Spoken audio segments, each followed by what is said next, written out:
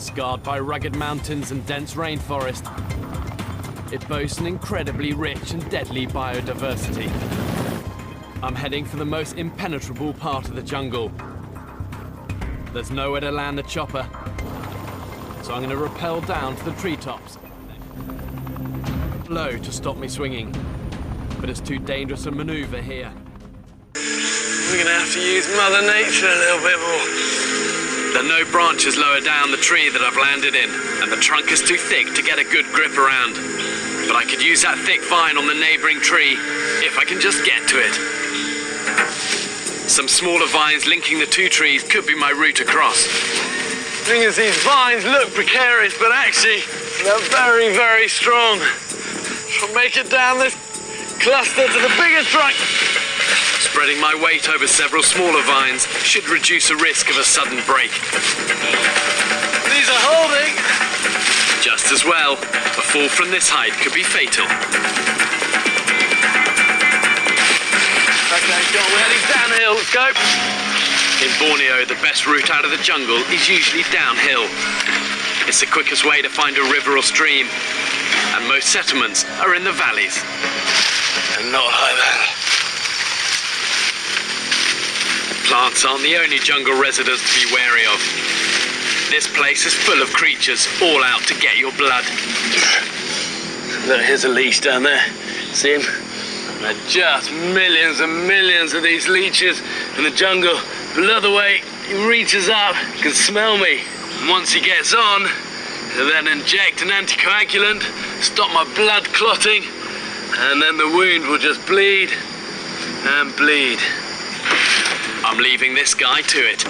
Okay, this is a puff adder, and these are one of the most dangerous snakes. The reason they're dangerous is that most snakes, when you approach them, the vibrations, they move out of the way. These guys are, they're fat and they're lazy, they're really well camouflaged. They'll stay until you're almost on top of them, and then they'll strike. One of the fastest strikes in the world. It can strike in less than a second, and those fangs carry enough venom to take out 5 men. But he's gonna be lunch. You wanna be careful. Fangs on that. They're like little kind of hypodermics. Vaseline make great tinder. Approached in the first place. But none of our survivors, without matches or lighters, were able to start one. There's everything I need in my survival kit to make fire. Just use a fire steel to get the spark going. And this is often better than a lighter because it's going to work even if it's wet. Lighters so often break and then you're in trouble. This, though, will always create a reliable spark. And these cotton balls soaked in Vaseline make great tinder.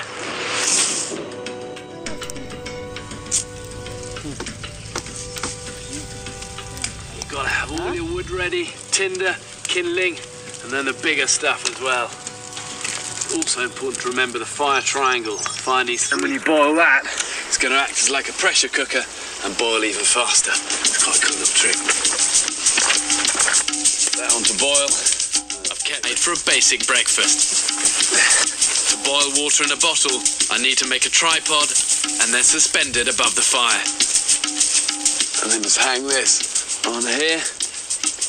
And as long as you keep it moving, that bottle's not going to melt.